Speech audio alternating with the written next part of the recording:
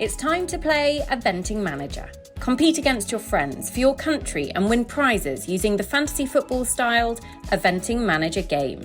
It is free to download in your App Store or on Google Play, and you can play along with eventing fans all over the world in picking your dream team. Pick carefully though, your $10 million budget sounds big, but you'll want to spend it carefully. Or if you prefer, you can let the computer do the picking for you. Once you've selected your team, then don't forget to check out the featured leagues to be in with a chance of winning some amazing prizes. For more information, go to www.echoratings.com.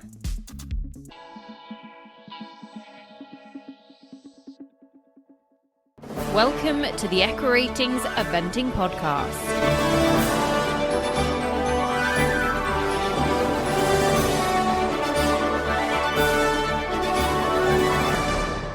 Welcome to the Echo Ratings Eventing Podcast. Now, listeners, we promised that we would take you behind the scenes at Bicton this week, and I have managed to get hold of a lady who is basically the busiest person in Devon, has been for some months, will be for the next 5-6 days. She is an organiser extraordinaire. She is the course designer, Helen West. Thank you for coming on the show. Thank you, Nicole. Thank you very much for having me. I'm delighted you have found 10 minutes, because I have absolutely no doubt I know what it's like, and you will be pulled in so many different directions. So we really appreciate it. We cannot wait for Bicton this week. And I think the first thing that I think would be really interesting is, can you set the scene for us? For anybody that isn't familiar with the venue, just introduce us to all things Bicton. Of course.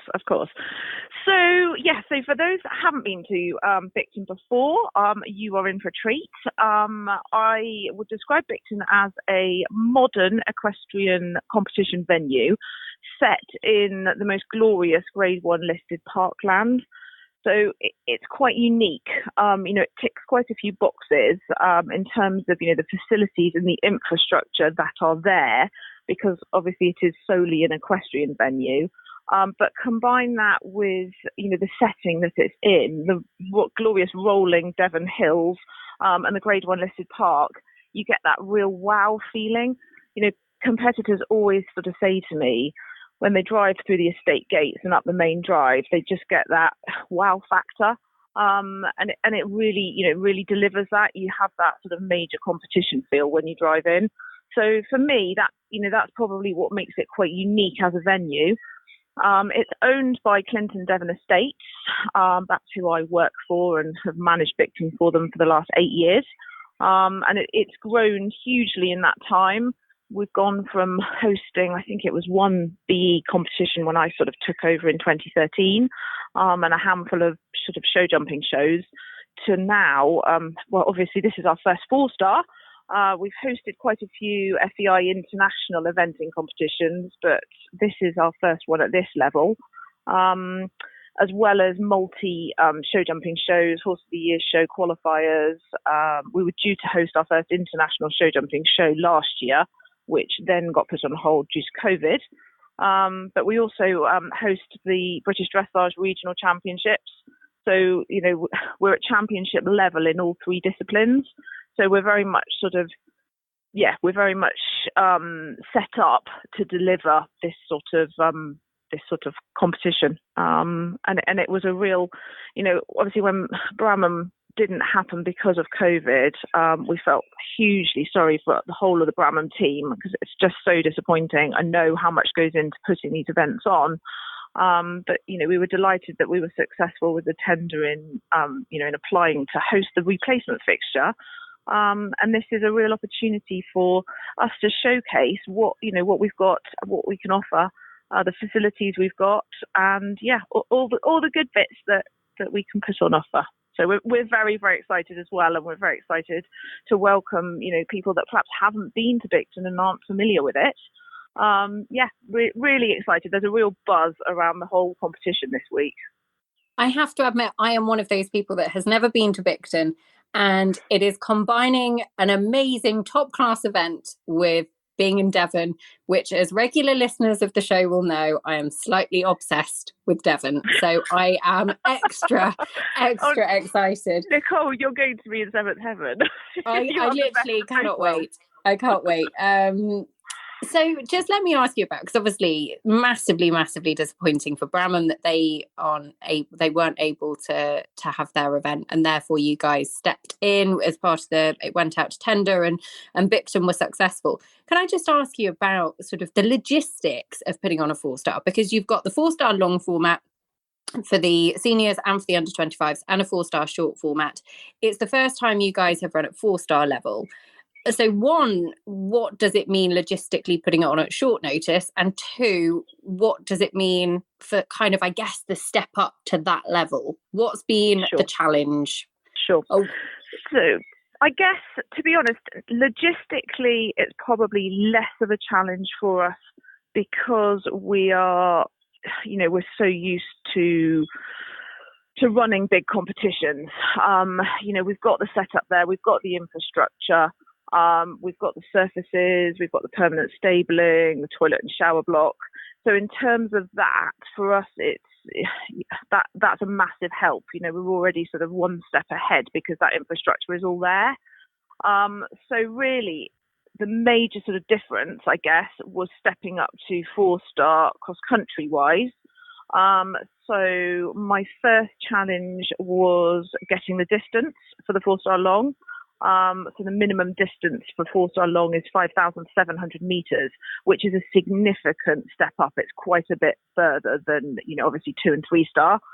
And in order to do that and do it well, I've been very fortunate, and I'm very grateful to Bicton Park Gardens, our neighbours, who have actually allowed me to come through over the Ha-Ha wall and through into their side of the estate and run around an extra field. So I've got an extra loop, which just means that I can get the distance without compromising on any of the flow.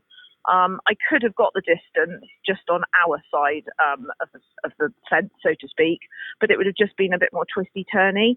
And for me, this brings, a different dimension. It's absolutely beautiful through there. You have the backdrop of the college house, which would have been the old, the house that was built on the estate. And it just, it's a bit different. So that was my first sort of major challenge, which we overcame. And I guess then really it was in terms of the fences.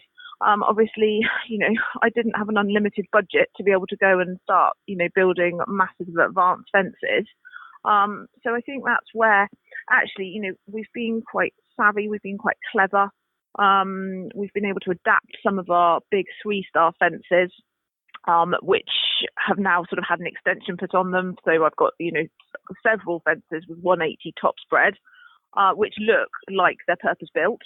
And I think probably what's most exciting is we have sort of branched out, thought outside the box, and utilised an awful lot of natural timber that was around and about on the estate. My husband Andrew had found a massive tree that was down in one of the cover crops, actually, in one of the shoot pens, and we hoisted it out, and it is just stunning. We've got sort of like a natural corner, which is basically, I've called it the fallen corner. And this is beautiful. The wood is just beautiful. We've got a sweet chestnut that we found. So we've got a beautiful stump to the corner. And then the other sort of end of that same tree is the beaver log, which is just in front of the water. And don't laugh at the whole beaver theme, but the estate the estate were instrumental in the re-release of beavers back into the wild. Okay. And we've got beavers sort of all along the River Otter. So that was it was quite nice to try and theme it around the estate. So that's where the kind of beaver log and the beaver lodge have come from. But it's been so much fun just actually, being a bit resourceful and doing different things with bits of timber. And it just, honestly, it's been such a treat just focusing on one track. Normally I'm sort of used to running 6 or 7 tracks at a time, and you end up with a bit of a sea of fences. But just to be able to focus on one, and it just, it's enabled us to appreciate the beauty of the park, because you've got that backdrop without sort of seeing a mass of fences. without it being too So big. yeah, absolutely. So to be honest, it's been a real treat, and I think actually what we've created is far, far, far better than I'd envisaged in my wildest dreams. To be honest, it's very authentic, and it's beautiful. Actually, it's not just a bunch of portables thrown around the place. It's all very, it's got real integrity and it's very authentic. So I'm very excited to see what people are going to make of it. I love that. It's one of my favourite things when you find courses that have kind of soul, I guess. Yes, exactly. And they mean something to the event. And I just find that it takes it to a whole different level. Can I ask you, so you are in charge of designing, as we have said, and we've obviously got a little bit of an insight into a few of the questions that might come up. What is the theme of the track? In other words, Helen, I'm basically trying to find out, is it tough? Is it going to be a tight time? Like, what can you tell us? Yeah, absolutely. Okay. So Bicton is notoriously difficult to get the time, okay, because of the terrain. The terrain plays a large part. It's not a track that people make the time easily at anyway. I have actually been very mindful of trying to make the terrain work for the horses, and not letting it be too punishing. So I've very much worked with it, and I think I've got really good flow to the tracks. There's one pull from the third last up to the sort of second last, which will, on the long, certainly, if there's not enough fuel in the tank, you will certainly know about it by that stage. But I would say, people sort of said to me, is it a Brahman, or, is it a bit softer? I hope it's not a, 4.5-star track sort of thing. And I'm like, no, it is a proper 4-star track. I look at the fences and think to myself, and the questions I'm asking, and think, are they a 3-star question? No, they're definitely not. It is definitely 4-star. And like I say, I think the terrain brings an extra dimension to it. So that actually makes it more of a question than you would get certainly at some other venues. So I think, look, it's all the questions are obvious. As a designer, my philosophy is very much to be fair to the horse. As riders, yes, we make mistakes, but we always have to be fair to the horse. So I think the questions are very obvious. It's big, it's bold. There are a couple of black flag alternatives at, a few of the sort of more serious questions. So for those perhaps that are there doing their first, the horses doing their first 4-star, there is a way round. And for example, with the long routes, I've tried to keep the flow with those. So I've sort of strung them, quite wide, and it's a bit time consuming, but it stays on the same rein and it keeps the flow. So there's no sort of pulling left, pulling right. It should all present, a good picture. So I think for me, what's been a real challenge is, just looking at the field I've got, you look at some of those horses and think, oh my gosh, we've got an awful lot that are obviously in contention for Tokyo from lots of different, from lots of nationalities, and trying to set enough of a test for them, but then to stay fair and true to actually the criteria and, the design guidelines, so that those that are potentially doing their first 4-star and looking for MERs, it has to be fair for everybody. And that's had me scratching my head at times. But I'm pretty confident that, I have delivered that. And like I say, I think there's a way round for those less experienced horses. But if you want to be in it to win it, you've got to be bold and you've got to be straight and you've got to get going. That is what we like to hear. It is a real balance. And I completely get what you're saying about, there is such a top quality field, but there are also people that perhaps haven't had as much mileage in the last 18 months that will be running at 4-star, and it's got to be a fair test. So what about the jumping and the dressage? I was presuming it's on a surface, but I could be completely wrong. Okay. Yeah. Okay. So yes, you're quite right. It is on a surface. We have the most, you'll see when you come, we do have the most stunning grass main arena, the top spec arena. But it was, it was felt sort of pre-Tokyo, it would be good experience to be on the surface. So I was sort of asked if we could go down that route, which absolutely fine. So both the long and the short will run parallel to each other up in Western Counties Arena on the surface, which now is, to be honest, it's set down in a little bit of an amphitheatre, trees round two sides. Now we've got flags. I think we've got 12 nations represented. And then with obviously the FEI flag and the Bicton flag, there's 14 flags. So 7 down each side, all the marquees around it. It's quite atmospheric. It feels proper. It's going to have quite a buzz to it. And that's on a Martin Collins surface.